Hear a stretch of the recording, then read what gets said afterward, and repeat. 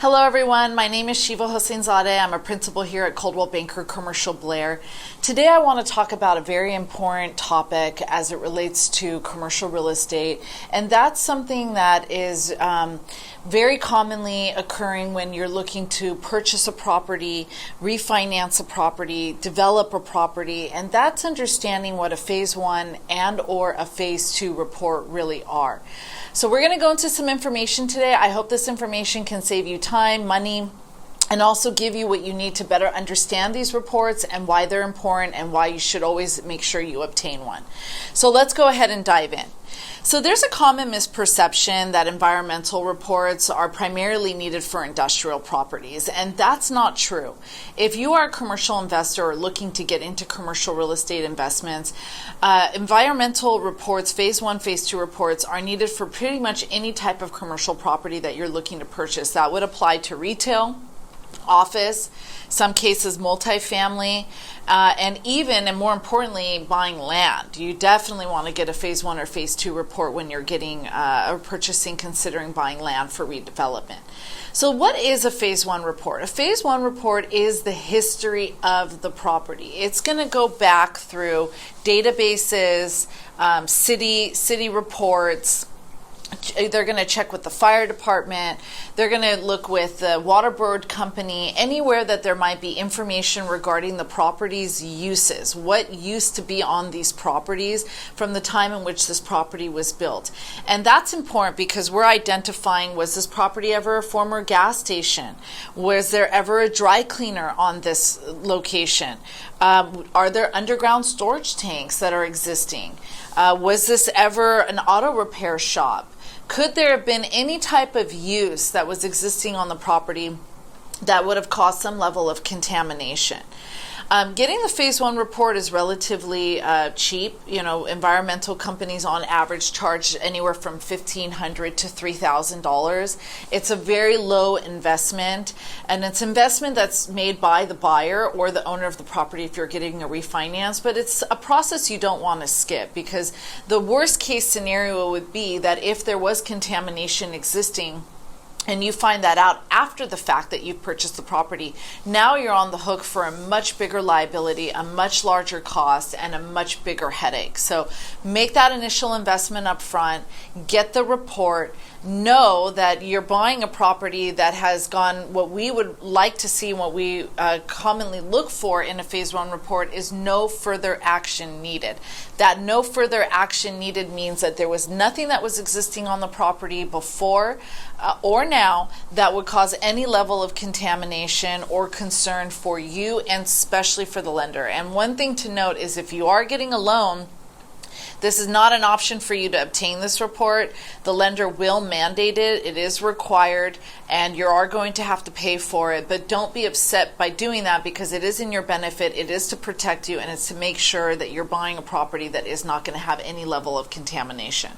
Now, let's say, unfortunately, you're in a situation where the report comes back and it's identified that there is further investigation that's needed. What that means is that they would typically then go to what's called a phase two report. The phase one report is just the history of the property. It's analyzing data. When you get to the phase two report, now you're actually going to have to be doing some testing. Depending on what the phase two report requires, there's two different types or three different types of testing that can occur. The first one being vapor sampling, so sampling the air. The second one being, and more commonly, is soil sampling, taking the soil that's on the ground or beneath the ground and testing that to see what level of contamination there is. And the worst case scenario, which I have experienced before and have done, is groundwater sampling. It's the water that's beneath the ground, and it's honestly the worst case of contamination that can exist. So you hopefully that doesn't occur or happen for you. Now, when you go in to do the sampling, the environmental company will come out. It takes, at least a day, sometimes in some cases 2 days. And they're going to be taking sampling from the property, again, whether it's the soil, whether it's the groundwater, whether they're going to be doing a test inside the building to do the vapor. And then they're going to send that to a laboratory for them to identify if there's contaminants existing in either of those soil, vapor, or water tests. And based off that information, they're going to let you know if the property is contaminated or not. I had a situation, I sold a dental office, which, was retail, where one time in the 1920s, there was a dry cleaner that was existing on the property. Back in the 1920s, they did use hazardous material or chemicals to clean the clothes. They did not have proper disposal of those chemicals. Not only was that property contaminated in the soil, but the contamination was so bad that it actually got to the groundwater that was beneath the soil. And the problem with groundwater is that it can travel from property to property. So you're not just now dealing with contamination on your building, you're dealing with contamination potentially on adjacent properties and maybe even further, which is why it's the worst case scenario and very expensive to clean up if you have to do that, if the state requires you to do that. And that scenario, the sellers had believed that their property was worth, around $600,000, $650,000. Unfortunately, once the contamination was discovered, they no longer had an asset. They now had a liability. They had to sell it, in the condition that was in and disclosing to a prospective buyer that there's contamination that's existing. And we ended up selling it for just under $300,000. So it took the value almost in half. And so that example is a perfect example as to why these reports are so important. This seller thought, they had an asset, now they have a liability. The buyer that purchased it took on that liability, so it was in the benefit of the seller to move on from the asset, even though they planned on doing that and they lost the value that they were anticipating. They now no longer have a headache because we got an indemnity from the buyer where the buyer would now be taking on the responsibility of the cleanup. So these reports are very important. Now I want to get into who pays for the phase two. The phase one, again, as I mentioned before, is always paid for by the buyer. It's your responsibility. The lender will require it and mandate it. But when it comes to a phase two report, the sampling and the testing is very expensive. On average, phase two reports are at a minimum of around $10,000. I've seen them go as high as $15,000. It's a very expensive process, and who pays for it is negotiable.